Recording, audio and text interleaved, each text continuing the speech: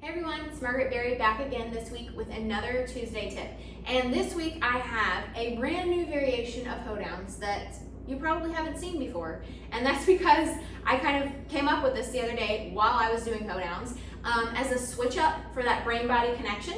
So this is going to be a follow-along video. If you are not familiar with Hoedowns, I highly recommend you go back and watch. I've done maybe 5 or 6 other videos on Hoedowns. They are a staple in the T-Tapp pantheon of moves because they are highly lymphatic. They are very beneficial for blood sugar management and homeostasis.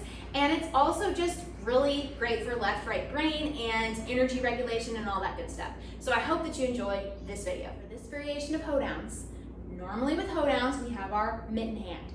Mitten hand meaning fingers are together, you're scooping out the fingertips, and you're stretching the thumb. That is mitten hand. Normally mitten hands are to the back wall. For this variation, instead of having the mitten hands to the back the entire time, see how my fingertips are scooped down but my fingertips are together, that's mitten hand positioning. Instead of having them just to the back, you're gonna switch and you're gonna do them forward and back depending on where we are in our set of Hoedowns. And let me tell you, it is harder than you think. You might be like, that's not gonna be much different. It is. And we're gonna walk through it. So you have that positioning, either forward or back. I find when you do the forward positioning, you're feeling it more in your deltoids and your biceps. And then when you go the thumb back, of course, we move down into that mid back, into the lats. So it's a great way to kind of, change up the activation a little bit. So follow along, we're gonna do this together. Okay, I'm doing this barefoot because I'm lazy and don't wanna put on my shoes. You can totally do this with shoes as well. But let's go ahead and get set up.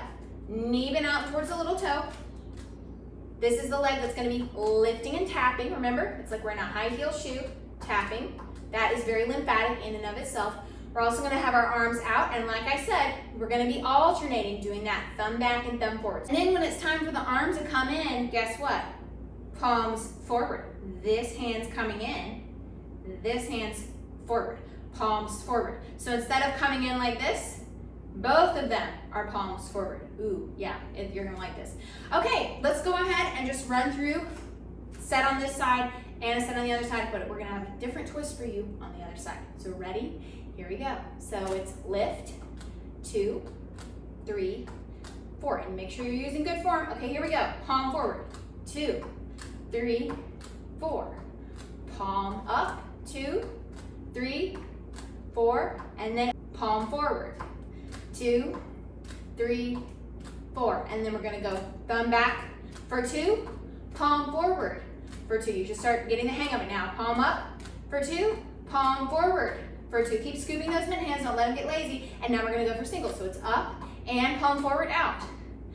2, palm forward out. 3, palm forward out. 4, palm forward out. Okay, hunch up and release. Next side, we're going to do, instead of starting out like this, like we're doing, palms forward and then switch. So you're gonna be palms forward, and then when you come here, it's gonna be scoop out, thumbs towards me. Okay, ready? Here we go. So palms forward for this first. So it's up, 2, 3, 4, and then thumbs back, 2, 3, 4, and then palms up, 2, 3, 4, and then thumbs back, 2, 3, 4, and then palms forward for 2, thumbs back for 2, palms forward for 2, thumbs back for 2. Now singles, so it's up and out. It's harder than it looks. Up and out, 2 and out. Very good. Hunch up and release.